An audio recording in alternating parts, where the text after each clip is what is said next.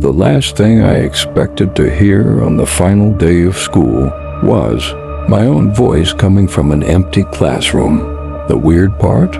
I was completely alone in the building, or at least I thought I was. This happened during my senior year of high school in Ohio. It was the last day before summer break, the kind of day nobody actually takes seriously. Teachers were showing movies, students were signing yearbooks. Everyone was counting down the hours until freedom. By 2:45 p.m., most students had already left. The buses were gone. Teachers were packing up. The entire school felt empty. I stayed behind because I was helping my history teacher move boxes into storage. It wasn't a big deal, maybe 30 extra minutes, then I planned on going home. Looking back, I wish I had left with everyone else. By around 3:30 p.m., the building was almost completely deserted. The halls felt strangely different. Schools are loud places. Even when classes are in session, there's always noise somewhere, lockers, footsteps, conversations, but now, nothing, just silence. The kind of silence that makes every sound seem louder. My teacher thanked me for helping and left through the faculty parking lot. That left me completely alone. At least, that's what I believed. I grabbed my backpack and started walking toward the main entrance. Then I heard someone call my name. Hey, wait up! The voice sounded familiar, like another student. I turned around, nobody there. The hallway behind me was completely empty. I remember standing there for a second trying to convince myself. I imagined it. Then I heard it again. Hey! Closer this time, much closer. I spun around, still nobody. Now, I was getting uncomfortable. The school was supposed to be empty. And somehow the voice sounded exactly like someone standing just around the corner. I started walking faster. The main entrance was only a minute away. Then my phone buzzed, a text message from an unknown number. The message simply said, "Don't leave yet." No explanation, no name, nothing. At first I assumed it was one of my friends messing with me. I replied, "Who is this?" The typing indicator appeared immediately, then disappeared, then appeared again. Finally, another message arrived. "I saw what you took." I stopped walking because I had absolutely no idea what that meant. I hadn't taken anything. I checked the number. No contact. No profile picture.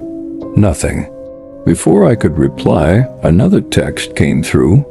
"You left it in room 214. That got my attention because room 214 was the history classroom I just left, the same classroom where I had been helping my teacher. I figured maybe I forgot something, so I turned around and headed back. Worst decision of my life.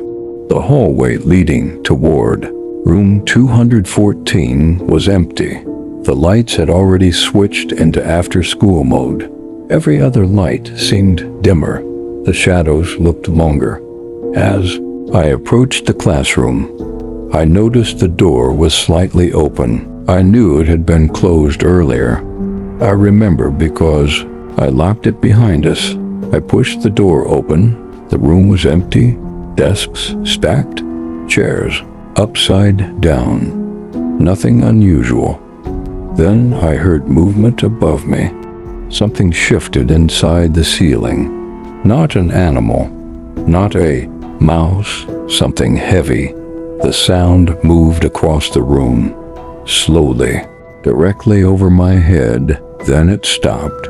I stood, frozen, waiting, listening, silence. Then my phone buzzed again. Unknown number. Look up. I didn't. Not immediately. I don't know why. Every instinct in my body told me not too.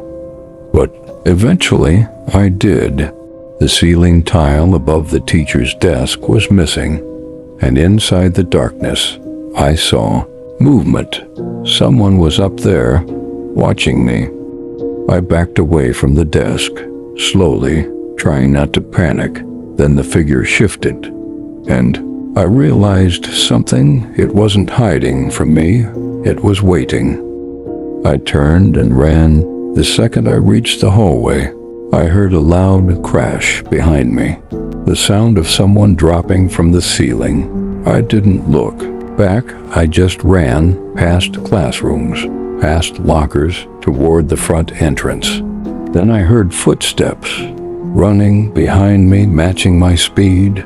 Every time I sped up, they sped up. Every time I slowed down, they slowed down. I finally reached the main lobby. The glass doors were right. Their freedom was maybe 20 feet away. Then I noticed something horrifying. The doors were chained shut from the inside. Someone had locked them.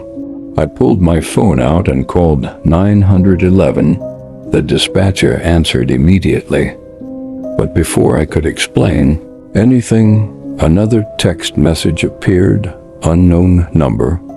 Turn around. I didn't. I refused. The dispatcher kept asking what was happening.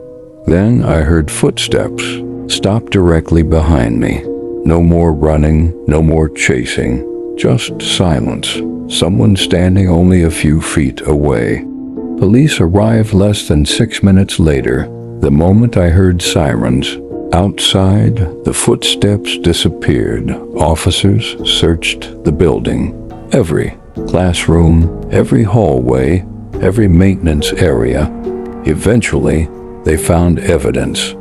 Food, wrappers, water bottles, blankets. Someone had been living inside unused crawl spaces above the ceilings for weeks, possibly months. They also discovered dozens of photos of students, teachers, staff, including me. Most had been taken without our knowledge.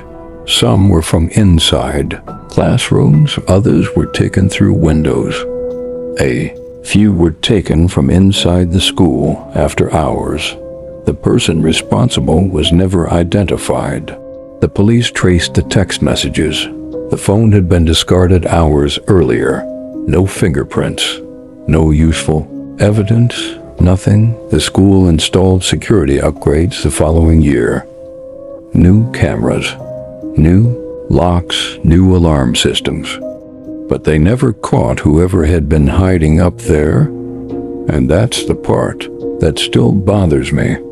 Because if police hadn't arrived when they did, I don't know what would have happened. A few months later, I was packing for college when I found something inside one of my old yearbooks, folded between 2 pages. A photograph. It showed me standing alone in room 214. Looking up at the ceiling, the photo had been taken from directly above me, and written on the back were 4 words: "See you next year."